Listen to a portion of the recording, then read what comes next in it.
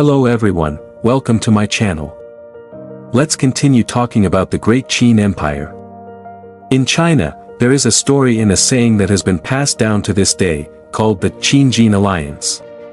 One of the protagonists in the story of the Qin-Jin Alliance is Qin Gong. Nowadays, when Chinese people talk about the Qin-Jin Alliance, they usually refer to it as a perfect marriage between two families. However, in the context of the Great Qin Empire, it was actually a win-win situation driven by political interests. In the story of the Qin-Jin Alliance, Qin Gong was the brother-in-law of Qin Gong. This was during the early years of Qin Gong's rule. Later, however, this brother-in-law became the father-in-law of Qin Gong, as Qin Gong married off his daughter to Qin Gong. It is generally believed that Qin Gong was younger than Qin Gong. Whether as a brother-in-law or father-in-law, he was younger by about 7 or 8 years. If you look at Chinese history books, this gives us the impression that people during the Zhou dynasty didn't really have a concept of age. The history books of the Zhou often don't mention a person's age. So, many people only know when they passed away, but not when they were born.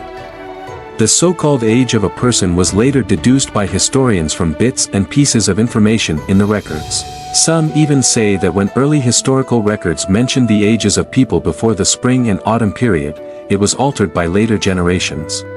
At that time, people had no concept of age. This might be easy to understand. Just imagine living in a world where you might not see a stranger for an entire year in a remote mountain forest. In such a world, what use would knowing someone's age serve? Not just in the Zhou dynasty, but even 2,000 years later during the time of Genghis Khan and the Mongols didn't know their exact ages. To them, what was the point? In an era where survival was uncertain, age didn't matter. The fact that the age of Qin Gong is not recorded in the historical records shows that, although there were historians at the time, the historical records were still incomplete. It also indicates that Qin state had little communication with the Central Plain states at that time. If they had constantly interacted with the Zhou emperor or attended regular alliance meetings, they would have known what year it was, as those oaths often included the year. But Qin state didn't care about that. They were only concerned with what month it was, not what year it was. So, if you look at the historical records of Qin, we only know that Qin Gong ruled for 39 years. Before him, his two older brothers together ruled for 16 years. His eldest brother had 9 sons, and his second brother had 7 sons. So, I estimate that when Qin Gong ascended to the throne, he was in his prime. His age wouldn't have been too old, probably not over 30, but definitely older than 25. Think about it, in a situation where there were 16 nephews to choose from to be king, the fact that they chose Qin Gong as their ruler must mean that he was in his prime. In the spring and autumn period, prime age was around 30 years old, and by 40, people would start thinking about succession. At that time, the average life expectancy was about 40 years. The spring and autumn 5 hegemons ranked Qin Gong after Qin Gong, which actually reflects that the ancient people thought Qin Gong was younger than Qin Gong. Even though we will later say that Qin Gong was the father-in-law of Qin Gong, he was still probably younger than his son-in-law, Qin Gong, by 7 years. How do we say this? Back then, Qin Gong didn't know his father-in-law's exact age, and his father-in-law didn't care how old his son-in-law was. Qin Gong was 7 years younger than his son-in-law. Qin Gong, being from Jin state, knew how old people were. Jin state's records kept track of people's ages. But at this time, Qin state still didn't have such a culture of recording ages. The story of the Qin-Jin Alliance is now considered a good thing. It's seen as a perfect marriage between two families. Today, we often refer to the Qin-Jin Alliance as the relationship between the two heads of families, specifically between a father-in-law and son-in-law. In the second year of Qin Gong's reign, he extended an olive branch to his longtime enemy, the Jin state. Qin Gong sought to marry the daughter of Xian Gong, who was the elder sister of Qin Gong. At that time, Jin was powerful. The Jin state had recently defeated the Bai-Di people to secure the Heshi region, but ultimately lost it to the Qin state under Qin Gong. This forced the Jin state to retreat, swallowing their pride. At the time of Qin Gong, Jin had already defeated the Guo state. This event is part of the famous 36 stratagems of Chinese military strategy, specifically the using a safe route to destroy Guo strategy. This is represented by the Chinese idiom Chun Wang Qi Han, which means if one side falls, the other will suffer. This describes how Jin won the war against Guo. At the time, Qin Gong's major concern was how to deal with the Jin state.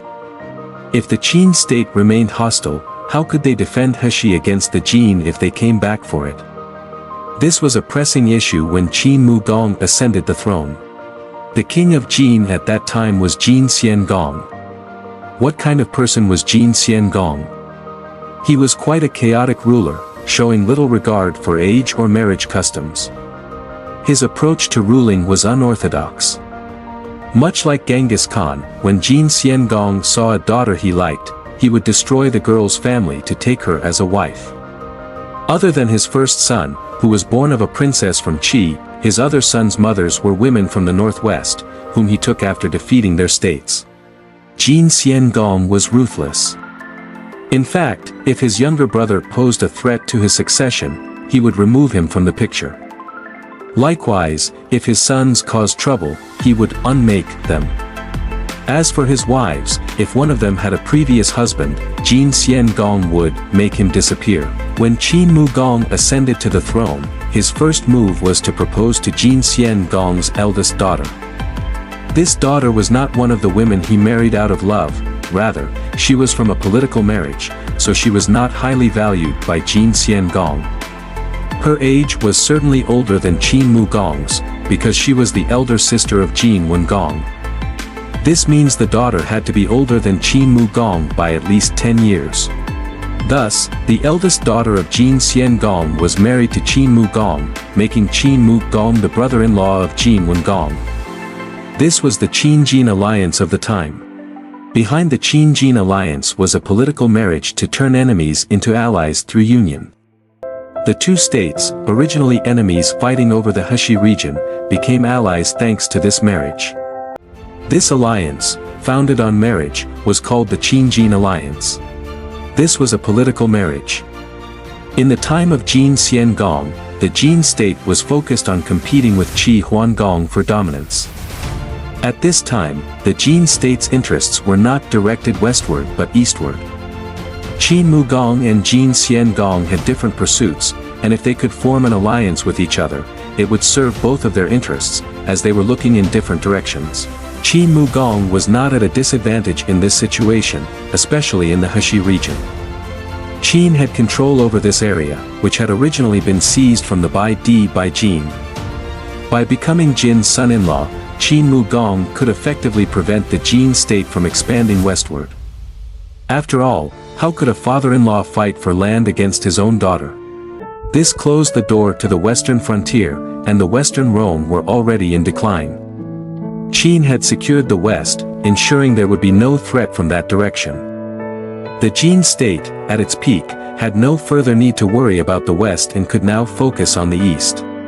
For Xian Gong, his real ambition was to become the dominant power in the east. The Zhou dynasty no longer played a significant role, and the state of Zheng had fallen. The land could not be left for Qi Gong to dominate alone. Thus, for Xian Gong, an alliance with Qin would ensure there were no threats from the west, allowing him to focus on the central plains. This was his best option. The choice between being a western king or an eastern hegemon was clear to Xian Gong. He chose to be a hegemon among the vassals, so the alliance with Qin was the best option for him. This story shows that the world is not always a zero-sum game. It's about finding common ground and pursuing win-win solutions. If both sides focused only on Heshi, there would be no room for compromise. But with a broader perspective and higher ambitions, this situation allowed both sides to win. This is a rare occurrence in history, and it was only possible because Qin Gong and Xian Gong were able to see the big picture and act accordingly. Qin Gong was willing to humble himself, while Xian Gong was able to let go of his desire for the West. When these two men met, the result was a win-win. Such situations are rarely seen, as most historical decisions are filled with misunderstandings and missed opportunities. That's all for today. Next time, I'll share the second story of Qin Gong, the remarriage of Hua Ying.